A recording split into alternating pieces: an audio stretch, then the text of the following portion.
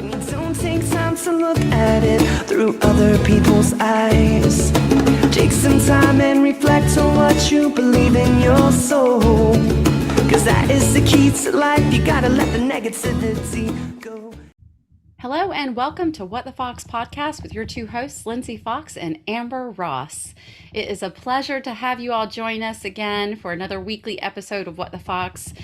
Today we have got a lovely guest speaker joining us, Felix Rivera, aka Rico. That's the only name I know him as. So we are going to invite him on to share his story today, not only as a service member, but also as someone who has been one to explore lots of different levels of education, and also has aspired to write a book that is scheduled to be released this summer. So we're going to dive into that. But before we do so, we just want to remind you that today's episode is sponsored by Therapy Appointment. Therapyappointment.com is the practical tool for starting, growing, and managing a practice if you are a therapist seeking to go into private practice. In addition, if you need a therapist, please go to therapyappointment.com to find one near you today. And so without further ado, in honor of Mental Health Awareness Month, the lovely month of May, Rico, we are so happy to have you here to dive into all the things as it pertains to mental health, education, men's health. Let's get into it. Absolutely. Well, good afternoon. First and foremost, thank you again for having me come on here. I think it's a really important month. Mental health awareness, not only just in the military, but overall. I'm a huge advocate for it. And I really always, every time I come across people, I always try to tell them, make sure you're always taking the time for yourself, outside of your routine, giving yourself credit where it's due. But to begin with, again, my name is Felix Rivera Franco. I'm an active duty service member. I go by Rico. That was the name that was given to me when I got to my very first unit in the military. I was stationed in Seattle, Washington, in Fort Lewis. And I happened to be the only Puerto Rican at the time in that unit. And so Wow. little Rico turned out to be the name. So I was just like, all right, this is what we'll stick I was with, gonna and we'll go ask with it. it. Were they calling you Rico Suave? That's love right. that you Yeah, share that's that. where it came from. So it was so much, Rico Suave. And then I stuck with that name after 8 years now. It's actually happened where I've been on formal documents and it'll be like Rico Rivera. And I'm like, hey, you guys, this is my You nickname. can't do So, that. yeah, so people go by that name and it's cool. I think it's pretty common in the military. Everybody who's at least served or still serving has a nickname that everybody goes by. And Yeah. from.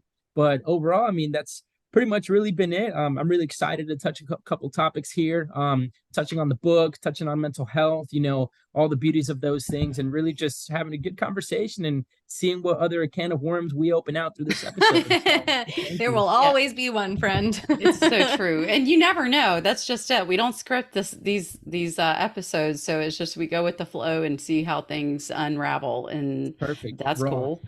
Right. Hey, I gotta say, I noticed that whenever you filled out our Q&A, your education really stood out to me, because I saw that you have a bachelor's in intelligence studies and you're in the middle of wrapping up your master's degree. Mhm. And then I saw that you're actually going to pursue a doctorate Yeah.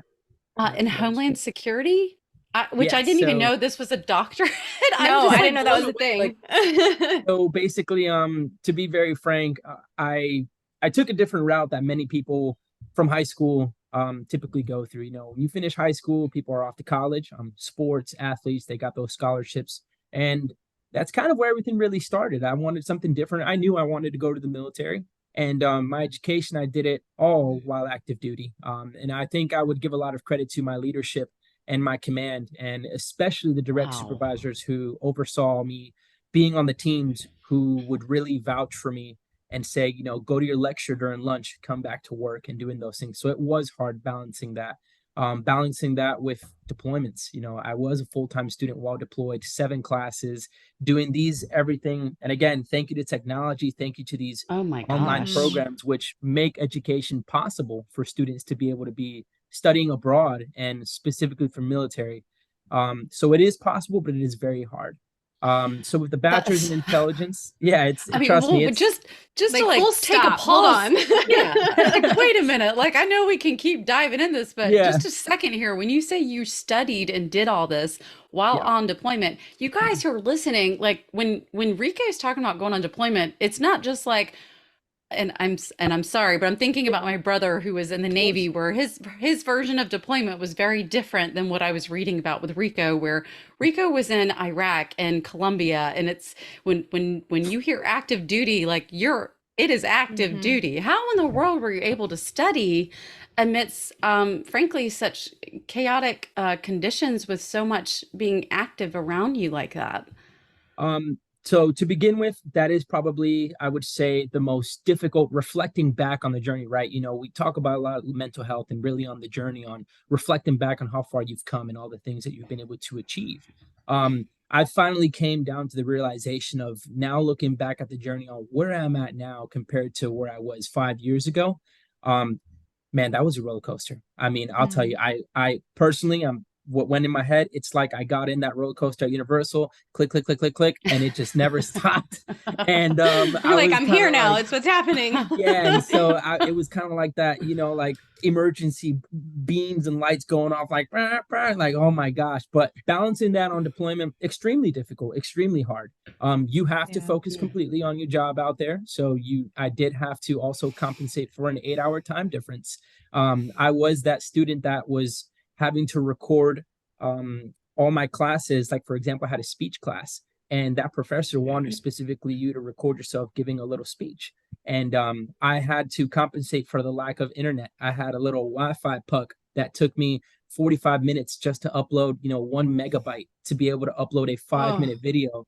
And that was a 3-day process. Oh my And I was gosh. messaging him, hey, I need this time compensation. So that was a very hard stressor. It was an yeah. absolutely very hard stressor. A lot of my teammates did tell me, hey, man, why don't you just go one class? But I had a Yeah. timeline and I had a deadline of things that I wanted to meet specifically because as we get further into it would lead to the grad program that I'm in now. And Whew. balancing that was extremely hard. And also being able to just manage my time. It was very difficult. The 8-hour time difference, lectures, the books. Sometimes I had a duffel bag specifically about 12 different textbooks, and that was my schoolwork literally going Oh with my me overseas gosh. wherever I Man, went. kudos to you. That is like from a logistics perspective, from time management, from like obviously you don't know this about me, but I'm a Yeah, project manager by yeah. nature and type A personality by birth. Hmm. Just the sheer brain power that had to go into you hyping yourself up to say, we are doing this thing. Yes, we could do it an easier way, but we are Hmm. choosing the hard road because we have Hmm. goals. Right. Like that's truly awesome. Yeah, that A lot takes of it survival was mode. a Yeah, lot of for it sure. was like being able to be it's to me it's more so being a first generation active duty soldier in my family and whatnot. All those things played a critical factor in me being able to be where I'm at. So those were definitely my motivation, my family, and Mm. that really was the core of everything that I've essentially pursued to do. What But it what was difficult. inspired you, and I'm sorry to interrupt, but what Mhm. inspired you to join the military in the first place, given that you are first generation? I mean, that's a huge step in of itself. So what inspired you to go that route? And, maybe what would you share with other people who could be on the fence and contemplating whether or not to join? I think this is a really great question, and honestly, I love it because when you can ask this question to anybody in the military, and everybody has a unique story. And some 100%. some people have that story that say, I came in just to do the 4 years, and they ended up doing a career, and they became Hmm. extremely successful people. Serving in some of the most elite, unidentified units that do things, and that's what they do. For me specifically, being so young, I've always been attracted to the whole military background. GI Joe. I had all the GI Joe action figures. I was watching Rambo First Blood, with my dad, and that was a huge influence there too as well. My dad actually wanted to serve in the military, but other circumstances that came up, language barrier too as well. So it was more so when I came into the picture and me starting to convey that to him that I kind of have that interest was more so, wow, you're going to go do the things that I want to do. So might as well have that, that motivation. So Yeah. that was really something that I've always wanted to do. And that I did see myself taking that step that when the time came, age, and it was ready for me to make that decision, I went and I did it. And again, I was one of those that went into it. Also, I'm just going to do my 4 years and see where I go after and go to school after. Famous last words. 8 years later, here I am, in special operations, balancing grad school, bachelor's, associates in this, and I'm over here looking at myself. What am I doing? So like sometimes you just have to sit and go, why? Yeah, this has been 6 years of straight up just freaking Chaos. like chaos, and I'm over here. This is not what I expected, but it was literally Like survival throughout all punishment. the academic years. Oh yeah, survival through all the academic years. So But that's literally, the way your face lights up when you talk about it, you are 100% doing exactly what you're supposed to do. Like, I could listen to somebody talk about all of the things that keep them busy and keep them stressed out, but like, that's not what I'm hearing from you. I'm hearing that you love what you're doing. You're completely jazzed and excited and pumped and honestly proud and motivated, which I like to see. Like when you get to feel that sense of accomplishment coming through the screen, because obviously we're, we're on a video conference right now. Yeah. And I just hearing you talk about that and seeing your face light up it's incredible. I think, and I appreciate that, because a lot of people look back at it now, and I truly like to live a little bit in the memories that, you go through in life. I'm huge on photos, being able to just have that simple photo to say, I remembered when that photo was taken, I was doing this, this, and this, and this. I was probably finishing this. Yeah. Oh, that night I probably hadn't slept, or all those little factors, and I look back at it now when I was in Colombia with my team. I was that guy going to the embassy to pick up a massive UPS box with textbooks, and just, doing that, having 2 monitors, doing work and balancing everything else out. And sometimes people asking me, hey dude, you haven't ate dinner, so do you want to like come out and eat with us, whatever, because you're stuck in the routine and you're really just you're fried, honestly. That's it. Yeah. That's amazing though. I mean, that's what the brotherhood is all about too, is having those people to help hold you accountable for taking care of yourself as well. I mean, like, Absolutely. you guys can shoot the shit and you go through hard stuff together, but also to have those people to check in on you and be like, man, are you all right? When's the last time you had a dinner? Like, man, had a meal? When's the last time you haven't seen you walk out of your room? Did you even brush your teeth today? So Yes. little things like that. And now that leads to, I guess, like the grad program, finishing it up now. I just actually submitted my thesis a couple of days ago. Oh my gosh. Woo! So we're done. We're done with grad school. Thank God. Now that's all good. I get can catch a little bit of a break. Now I'm over here looking around at my dog, Darling, kind of like, man, what should we do? I don't know what to do. So I have all this free time and I'm over here looking weird outside. feeling, right? Yeah, it is. It's like I kind of feel like, am I lost? Like, did I fuck something up? Like, What do Jesus, I do? I don't know what to do. I can wake up and everything, but it feels good. So that was a very challenging process too, as well, but it was worthwhile. And what is your master's in? My master's in security strategic studies. Oh my gosh. Basically, it encompasses, understanding strategy, international affairs, relations, political, comparative politics, maritime, just a very strategic based degree pathway that truly teaches you what countries have so much interconnected with each other and how really the U.S. aligns with those countries. So it's a very strategy based degree pathway. I was gonna say, Rico, what do you want to be when you grow up? Like, I'll tell you, man. I think I have that discussion with myself in the mirror probably every day. Like last weekend, I'm over here like, I'm gonna go get my scuba cert, and here I am jumping in a pool, with a tank. And today I wake up, I wonder if NASA would take me, or like, so they have a whole bunch of things. So then, tomorrow I'll be like, oh, maybe I'll be a door greeter at Home Depot. I don't know. So hey, but I love it. I have a lot of little aspirations, and I try to really and this has been probably how do I explain it? A very let's call it a grooming phase, in my life, because we do have many people that pursue something and it's not what they expected it to be, and they actually end up being very unhappy. I try not to stay so fixated sometimes with just one sole thing, and I try to absorb as much as I can, exposing myself to going to different lectures, being involved in academia through different settings. I think it's extremely impressive to see what's going on in a school setting, attending a lecture, and then the perspective you bring in the military. Oh man, I have a lot of different interests, so that is really something that kind of helped me out to really pave let me just stick with something that's very general, and whatever opportunity comes that I find interesting, I'll pursue it and I'll put my 100%. So as of right now, I'm taking, my career just step by step. That's where I'm focused in right now. But after, I do still see myself being involved with, national security or things like that. Hmm. And, being able to just give back is essentially the way I like to look at it. So, yeah, Wow, that's incredible. And thank you so much for your service to our country no problem. because this No is, problem. I mean, truly, when you think about today, it's really hard to recruit. I know that, in terms of our enlistment numbers, they're quite lower than what they used to be. Hmm. And given the mental health woes of society, especially Hmm. since the pandemic kind of took over, it's been kind of a tough run on our military over the Yeah. last few years. Do you have any kind of words of wisdom or anything that you would share with someone that might be on the fence with pursuing the military, or maybe something that would motivate someone to consider it in a new light? Absolutely. And I was actually going to get to that to mention that specific topic because I think that I've come across a lot of people who really are indecisive.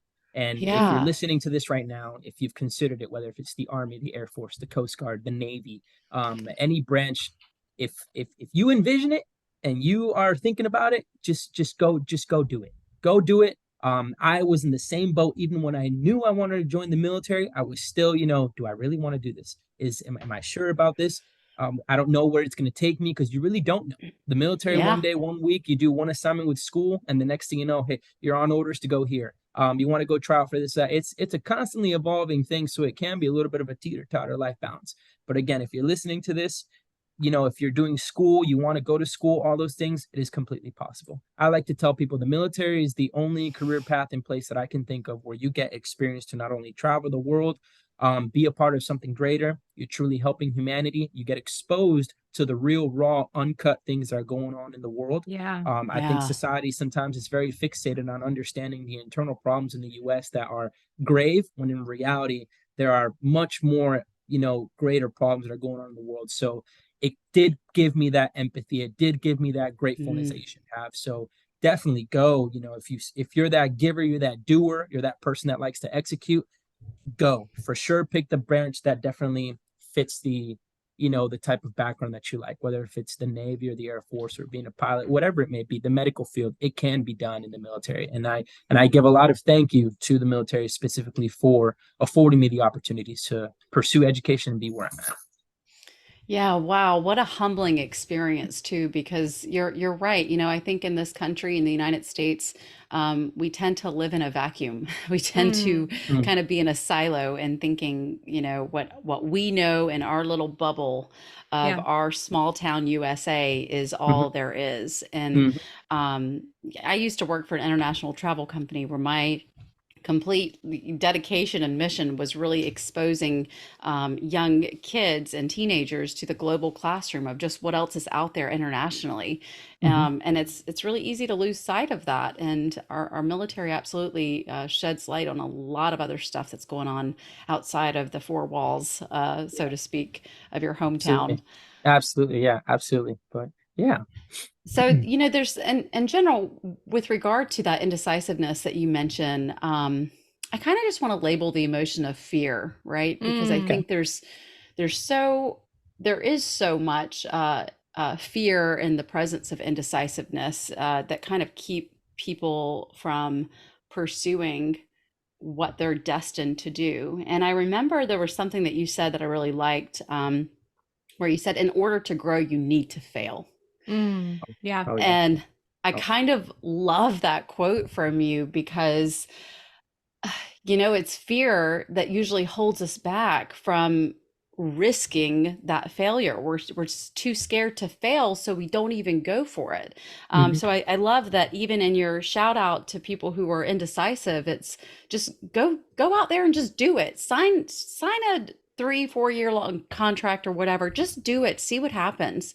Mhm. Um, but what is the most life-changing moment or moments in the service that you can kind of reflect on where, maybe things didn't go as planned. Maybe these were your moments where it was where you needed to fail in order to grow, so to speak. I think I think honestly, this is an extremely, extremely valuable topic. Fear is truly sometimes, and I took notes down because I like to break things really, so that way I lose track of things and we have a good pace. So whoever's listening also understands both sides of the coin. There are people who truly like to present things and say, failure is not an option, and you shall never fail. I tend to sometimes disagree with that because coming from an organization where, of course, failure is not an option, and we do have very selective and cream of the crop people who truly perform at the highest caliber, and you are expected to go far beyond that if you are the lone person carrying out the objectives. So, all in all, what I'm trying to say is that if you don't learn to fail, you're never going to truly grow. You're never going to truly grow. There are the highest and the most elite organizations, and people who go try out for things fail in order to truly identify something that they never knew they had and that have been lacking on, and going ahead and recultivating that, and then come back and they prosper just as much. And on the other side, I like to tell people, because I've been scared before. I've had fear before. I think if you don't admit to that and have that humility, you're kind of lying to yourself a little bit. With fear and discomfort grants you the growth that you're looking for. So when you're truly facing something that you've always envisioned, let's say, for example, you want to be a doctor. I like using that a lot because it's a very challenging and also a very prestigious career path, and you're expected at some point to be able to save lives. But when that option finally comes, eventually, when that door is there and you knock and it's pending to open, fear is no longer an option, because you have to be willing to accept that through that process you step through, and growth is on the other side. So majority of the time, what I tell my guys in my community and where I'm from, I tell them, get comfortable with being uncomfortable, because it's truly the only place where you're gonna, as far as little Darla's little snout, you might have seen. No, you're fine. He's here snooping around. We're dog friendly here. Failure again, get comfortable with being uncomfortable. And I would say in my instances, there have been occasions where when I was trying out for another tribe in the community, I was denied. And I was like, wow, it was a bummer to really do that. And that was kind of where it hit me in that moment where it's like, what do I do? You planned for this, you prepped for this, you talked about it all your life, you manifested it, you prayed for it, you did all these things, you conditioned, and you get told finally, no. And you have that doubt. You get that doubt within yourself. Man, am I not enough? What do you like? You go through this really in-depth thought process with yourself mentally. It truly makes the roller coaster go from up when you're climbing to completely peaking down and plummeting. And that's where I think the moment of the darkest times. And I wrote actually a chapter in my book, and I referenced it as, even the smallest candle burns the brightest in the darkest moments. So that's, a good emphasis of when you go through obstacles and your life plummets, it changes. You go through an emotional change, you go through a life change, you come back and your life does a complete different 360. It's truly in those moments where you have to assess yourself, look at yourself maybe in the mirror, and look at what you have to fix and be willing to fix it. So in that context, I think failure, I've learned over time to accept it as a gem. Before, I feared failing. I feared failing because I was like, I don't want to fail. I need to excel all the time. But going through so many academic processes and having to be told by someone, greater than you, who's an expert, and saying this isn't good enough and you need to readjust it this way, I think is the biggest teaching moment in life, where it truly humbles you. And you become more aware of what you're willing to control, what you can't control, and just being able to grab life by the reins and just say, I'm going to give it all I've got. And whether if I fail or not, I can at least be content with saying I gave it a shot, rather than telling other people I didn't go for it because of fear. Yep. That's a mic drop moment right there. I know. I just was like, I feel like we should be in here worshiping or something. Like, can I get an amen? Church. Rico, you're taking us to church today, friend. Oh man, don't run from the Lord, I'm sitting here hearing you, and I'm like, man, no wonder you guys. The name of his book is The Effort. I'm sitting here like, no wonder you named this book The Effort. Totally. That is absolutely right. That is absolutely right. And actually, there's that an important thing too, that the subtitle is your reminder to never abandon the effort. That came from, I had a team sergeant throughout my career, and I struggled with making a subtitle for the book. I can't just name it The Effort. There's got to be a catch. What's the hook? Yeah. And that happened to be the most random thing that has been constantly repeated and ingrained in my head all the time with it. Rico, you failed at this or whatever, readjust. Don't abandon the effort of doing it. And I looked at some of my weightlifting equipment and my belt, and he had always written, never abandon the effort. Little things, every time we were going to go out to do something or just in life, you know, he would always emphasize to me, bless his heart, man, I retired now. He'd always tell me, don't abandon the effort. Don't abandon the effort. And so it made sense. I was like, oh my gosh, this is my reminder to that's never abandon. That's it. This is my reminder to never abandon the effort. And hopefully this book serves as a tool for people who pick it up, whether if you're a real estate nurse, doctor, therapist, whatever it may be. Hopefully this book gives you a chiseling moment to sharpen your tools and remind you to never abandon your effort in whatever you're seeking to pursue.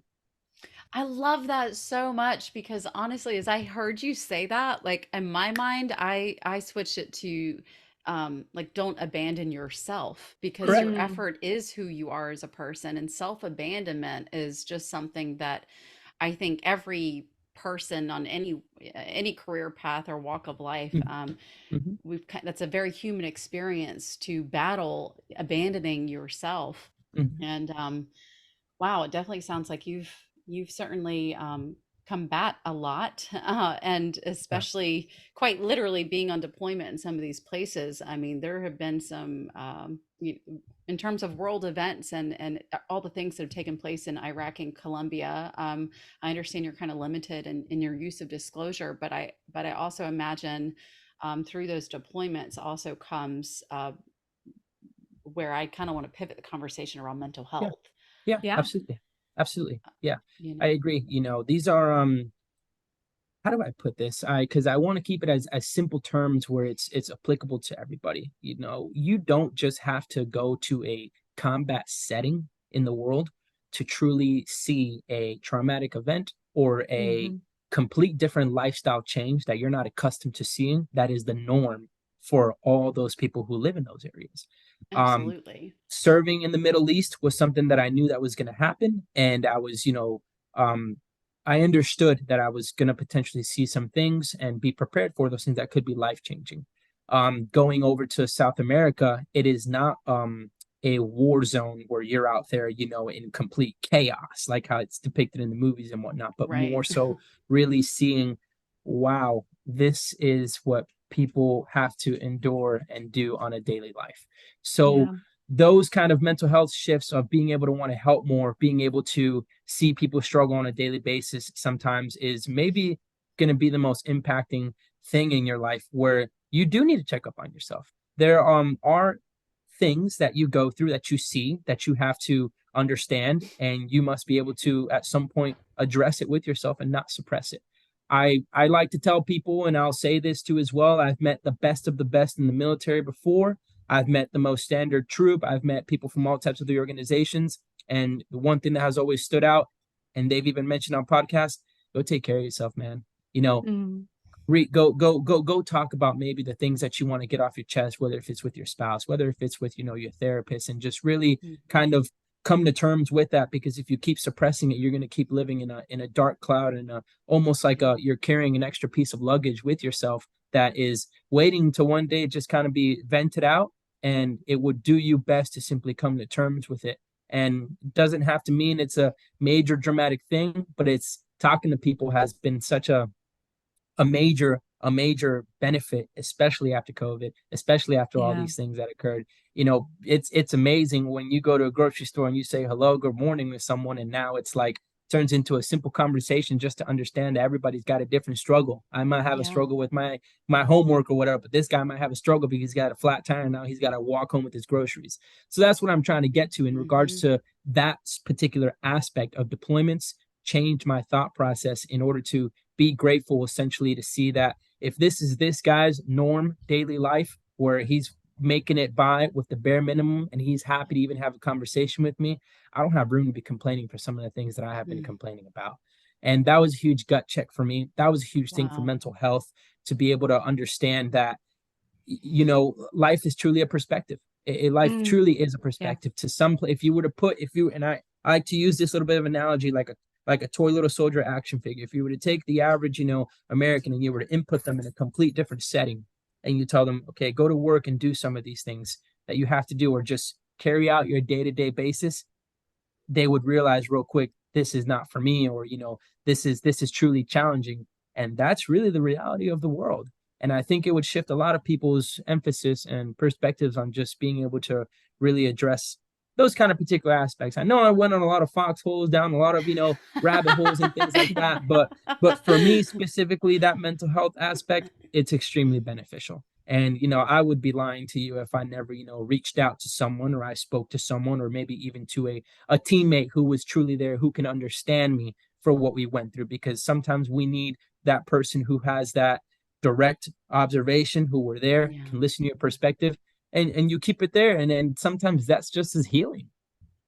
Yeah, Absolutely. honestly, you're bringing up so many good points here, because I think, as a therapist, something that I certainly come across in the context of first responders, whether it is an Mm-hmm, EMT mm-hmm, or a law mm-hmm. enforcement officer, firefighter, military war veteran, it's that hero's journey, and that Mm-hmm. expectation to show up as a hero is Hmm. um, so hard to live up to, whenever you are faced with your own demons and your own mental health woes, because Right. it's like our society has primed these individuals in these roles to always be the hero, to be the, strong one who suppresses everything, and you Right. just Right. drink your Right. sorrows away, or Right. whatever it Uh-huh. is. Mm-hmm. And it's just like, well, no, what about the courage and strength that it requires to be vulnerable?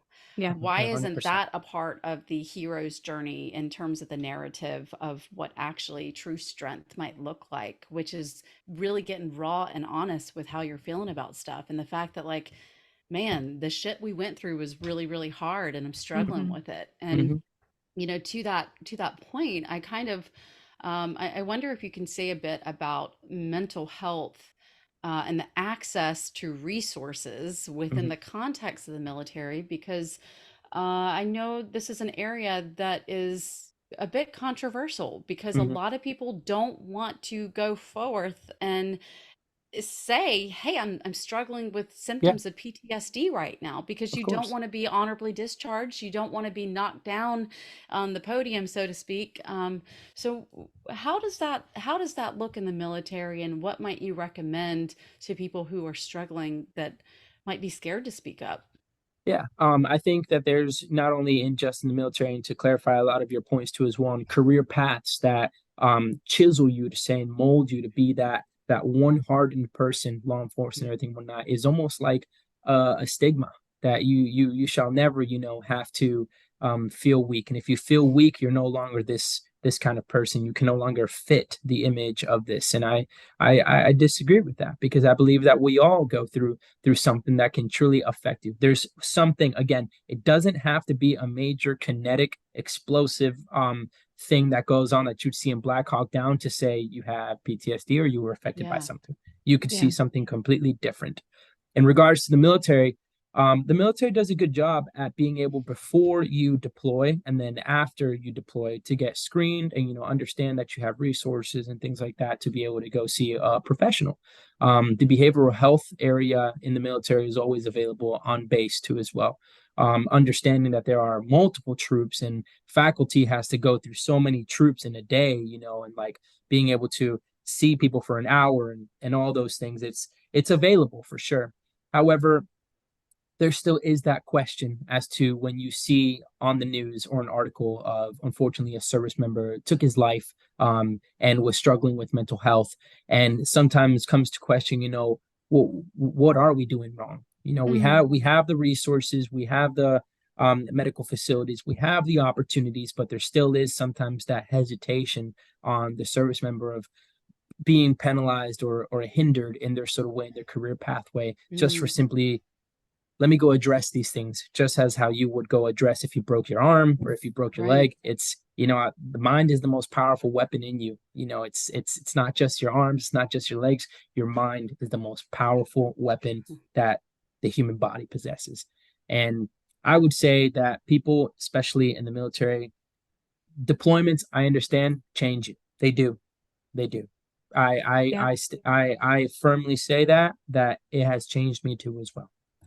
In the sense where it's given me awareness, it has given me maturity, and it has also humbled me in the sense where I need to reassess myself in certain areas of what I complain about, and also given to be able to understand when I get back, maybe it wouldn't be bad to go talk to a therapist and just simply say about some of the things that you went through. There's nothing wrong with that. There really isn't. In fact, some of the most professional, and again, I'll keep harping on this, the best of the best sometimes need to get readjusted and recalibrated and making you fit just to be able to understand you're not a bad person. And you were simply there at a time where you had to do what you had to do. And Yep. you can come back from that and you can continue being that high caliber person that you are. More importantly, it shows you are a extremely stronger person by taking that initial step forward and being able to say, I would like to talk about some things, or just being able to share some things that have been bothering you. And I feel like maybe the veteran community would, of course, benefit from that if there wasn't such of a stigma on, mental health being such a high spectrum thing, when Yeah. it's kind of like, well, what do you expect? You're going to be exposed to a lot of traumatic Yeah. things. This is the norm, where maybe you have a young guy who's never seen combat before. He's now in special operations, for example, and it's the first time he goes through an extremely traumatic experience. It causes a shift. That causes a shift. Absolutely. That Yeah, I causes a think major. Mhm. I was just going to say, as you guys are talking, I think that we need to put a pin in the fact that it's time to Mhm. redefine what courage and strength looks like. It's time Right. to redefine what that hero encapsulates and what that image is, because I think the days of thinking of a hero as someone who isn't able to talk about their feelings, isn't able to talk about their thoughts, isn't able to talk about their emotions and what they're going through, like, that's not a hero. A hero is Mhm. someone who acknowledges all parts of themselves, Mhm. including the human parts, because Right. I mean, we're human first, right? No matter what job you have, no matter what situation you're in, you are a human first. And as a human, we're going to experience all of that. And you can't, it's not healthy. It's not commendable to Right. shove that deep down and Right. pretend like it doesn't exist in the Right. name of, beating your chest to say I'm a hero, right? That doesn't, Absolutely. it's time to set that aside. Yeah, absolutely. I think for my final 2 points, Lindsay and Amber, that I would really harp on this particular topic. And one thing that definitely helped me on one of my rotations was that I took a little guided meditation book that I found on Amazon. It was $12, and it encompasses 52 weeks, so a year. And it's broken down week 1 through week 52. And each week has 7 questions, which encompasses Monday through Sunday. So you don't have to do all 7 questions. You can just one a day do them. And they're guided prompts that kind of help you keep in touch with yourself. Mm, Often, guys who come back from deployments, women and men, can sometimes feel a little detached. Feel like, yeah. they've lost interest in some of the things that maybe they used to like before Yeah. because, it created a major shift. Having that mental health little notebook of a guided prompt thing really allowed me to kind of just stay in touch with myself in a sense. What are things that you like to do? If there's a friend that you could speak to right now or send a message where they haven't spoken to in a while, who would it be? And those were the things that kind of kept me in check. Man, this is pretty good, or even Mm. also those difficult questions. Can you describe a moment where something was extremely challenging and bothers you and still bothers you to this day? And Mm. those are opportunities where it's very raw and uncut. And it's like, and Yeah. you're writing those little things out and you're saying, how you wish maybe to combat it or how you wish to be able to move from it. And again, we're all not perfect, but that particular guided prompting of a year of all those questions was really helpful. It really was, because I felt I came back more in touch with myself. I felt like I was able to truly just put everything down there. Sometimes you're on deployment, you don't want to like be talking someone's ear off all the time. Man, this guy's really struggling. Like, oh my God, dude, like just put your here, dude, have a beer, like, or whatever. But like, it's a good way, I would say, to you have a moment for yourself, maybe before you go to bed, and you're just catching up with yourself. And of course, it sounds kind of cheesy, like you're journaling or Not at diary. all. But No. man, like that stigma that people may have, like I'm not going to write in a journal or whatever it meant. To be honest, that's probably maybe just as effective if you're Yep. in a setting where you're on deployment and you don't maybe have access to a therapist because you're in theater, you're doing things. But maybe having that little thing that you can come back to every night, or it's been 3 days. Let me hit my journal quick. Let's see what this week's topic are. Would you look at that? These are some difficult questions that probably open up some things, and it's important. Embrace them. Feel your feelings. Real time processing. Feel your feelings. I've been in moments too as well where I will say before I did not express my feelings as much as I used to. Could be very stoic. And you can tell this has been a learned experience for you. I mean, I can tell you've been a learned experience. Would you say you put in effort to do it? Yes, I would say. Yeah, this is your reminder, But yes, it does take effort, and it does take, more importantly, really an open mind to just accept that, I should work on these little things. And it doesn't need to be that you completely isolate yourself from the world, not at all, or your friends, but just simply take the time at night. I like to read now at night 1 to 2 pages because it puts me out to sleep in 30 seconds. Then I wake up.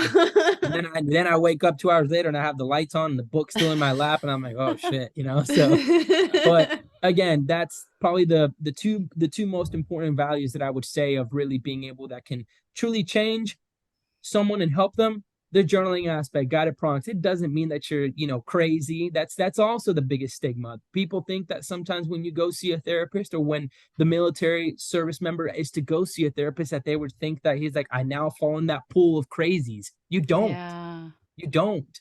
It's a resource that's there. Behavioral health is part of taking care of yourself mentally. Yep. It's part of keeping you sharp, and it's part of making sure that you're chiseling your tools, learning about yourself, learning that there are things in the world, and the world isn't as beautiful maybe as it is portrayed to be, and you happen to be that person who is that helping hand that people depend on to truly make that impact.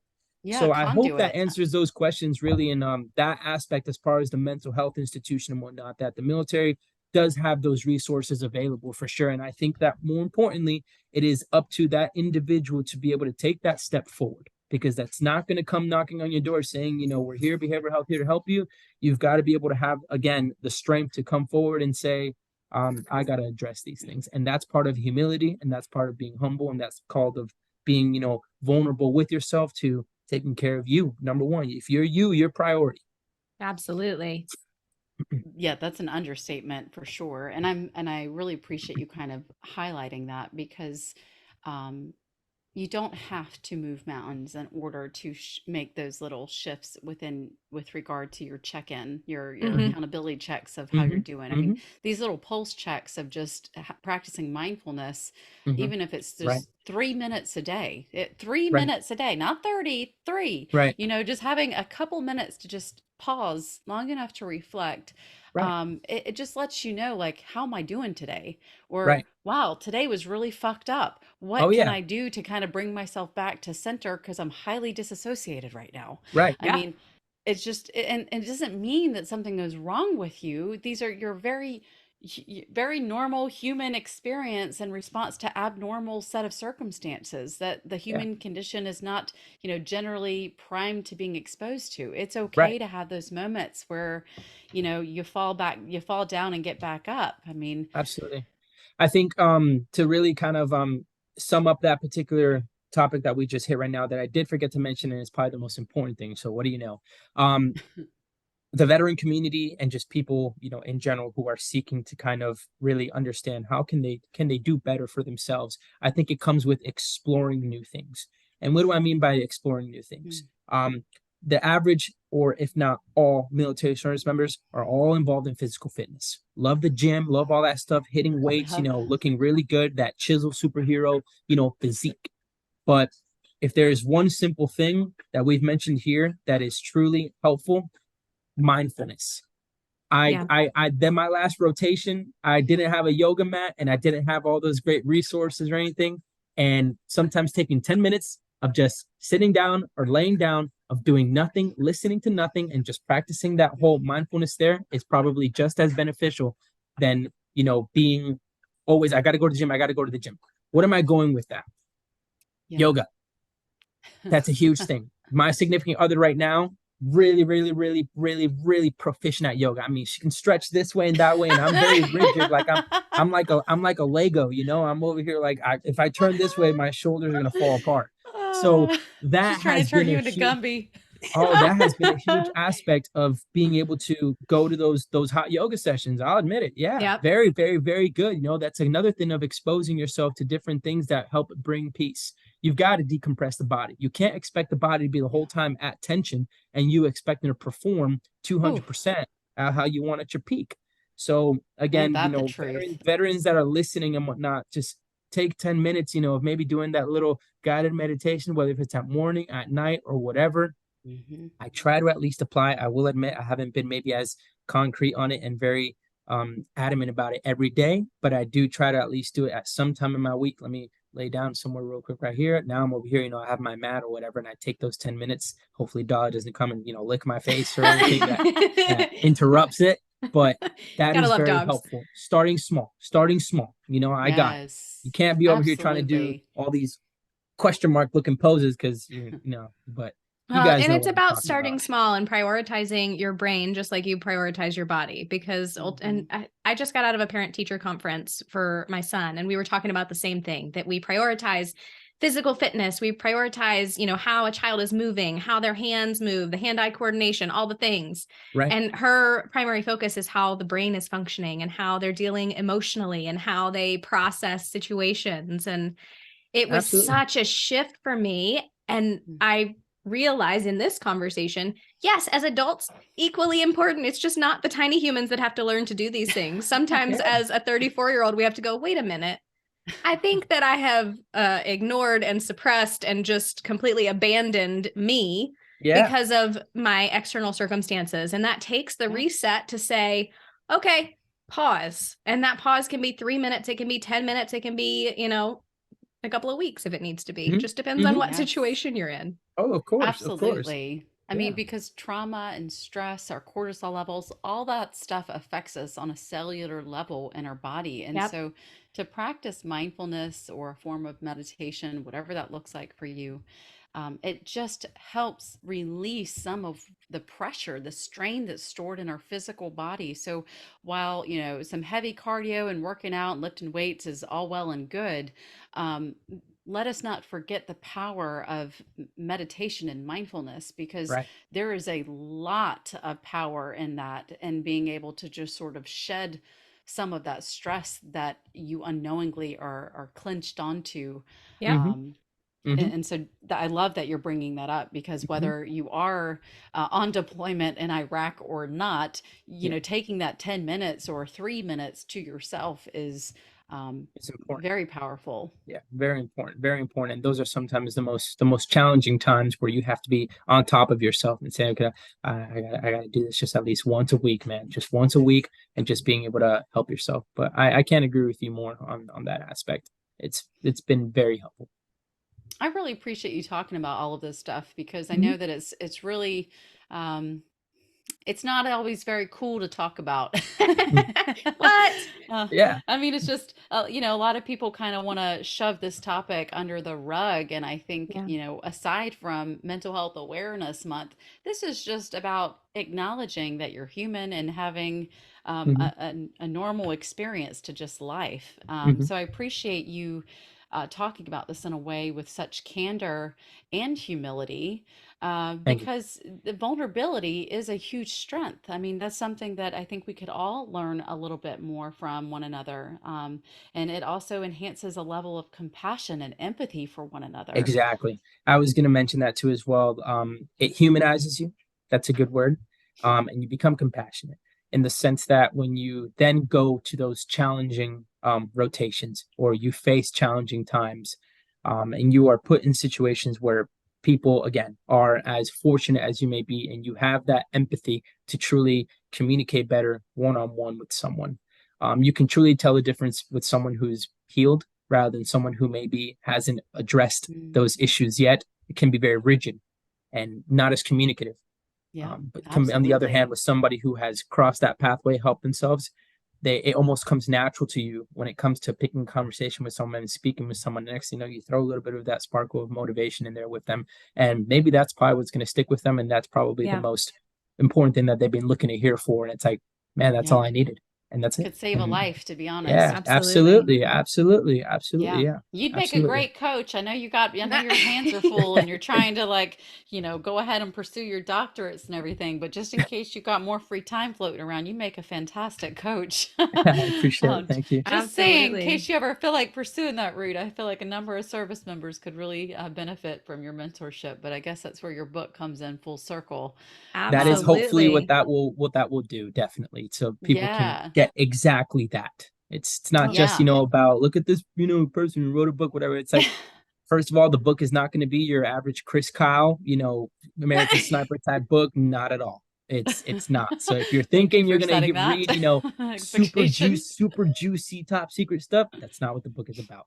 The book is about venturing in your journey, understanding your difficulties and your resiliency and where you come from. I think a perfect example of someone that I look up to who's extremely resilient, who truly, truly paved their path and completely changed their life, that I look up to, David Goggins. And extremely great, powerful books.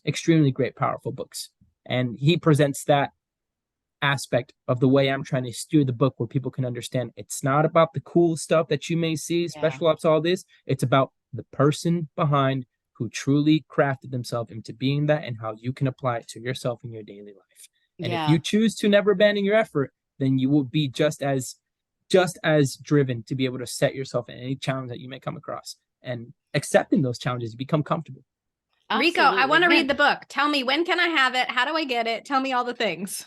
So currently the book right now is going through the editing phases still, making sure that what I wrote down, what I was thinking of, makes sense. Because sometimes I was writing at 3 a.m. and then I look back and I'm like, what the fuck is that? You're like, what does this even mean? Yeah, I was like, oh, this is not what I was thinking, So right now, going through the editing phases, we'll be pretty much touching bases with that person here soon. And it is scheduled tentatively, as I'm predicting, hopefully by the end of July, very beginning of August. And I try to keep that same response to everybody, because maybe there might be some things that might set me back real quick. I got to do an adjustment, and that can shift everything completely. Sure. But the ripple effect. Aspiring for the book to be not only physical copies for people can order them. They will also be available through ebook, which is one of my personal favorites. Whenever I'm traveling, I have all my books with me and available in that aspect. The third option too, as well, that I will be exploring once the book publishes, will be the audiobook. And I was going to say, please do an audiobook, Rico, please. So I have been very firm on, when it comes to the audiobook, that I would like to be the one that narrates it. Yes. Just because you have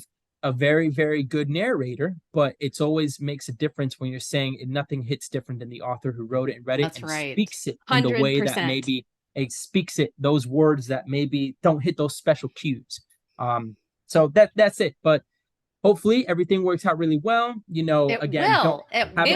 Hopefully. When it works out, we'll be talking to you in July and August, probably in a DM or some format. And then we will look forward to hearing the audiobook as well. Rico, where can people find you? You've been wonderful. We're so grateful that you spent time with us. I've no doubt that our listeners are going to want to find more of you on the interwebs and such. Where can they find you? Absolutely. So you guys can follow me on Instagram, Mr._Rico Suave. So as you guys predicted, you should have known. But that's we'll add that in the show notes just because.